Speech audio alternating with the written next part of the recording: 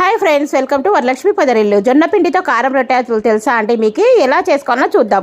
ముందుగా జొన్న పిండిని తీసుకొని సన్నగా తరిగి పెట్టుకున్న ఉల్లిపాయలు, పచ్చిమిరపకాయలు, కొత్తిమీర, కరివేపాకు, అలాగే కచ్చా పచ్చాగా దంచుకున్న ధనియాల పొడిని వేసి బాగా కలుపుకొని పిండిలో వాటర్ పోసి ముద్దగా చేసుకొని చిన్న చిన్న ముద్దలుగా డివైడ్ చేసుకోవాలి. చూడండి, వీడియోలో చూపిన విధంగా చేయండి. తర్వాత బండపైన పిండి పోసుకొని రొట్టెను బాగా తట్టాలి రౌండ్గా.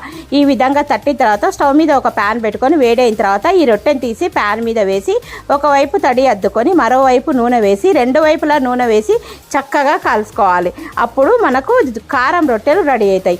ఈ జొన్న పిండితో కారం రొట్టెలు మీలో ఎంతమందికి తెలుసో నా కామెంట్ సెక్షన్లో తప్పకుండా తెలియజేయండి. వీడియో నచ్చితే లైక్ చేయండి, షేర్ చేయండి, కామెంట్ పెట్టండి, సబ్స్క్రైబ్ చేసుకోండి.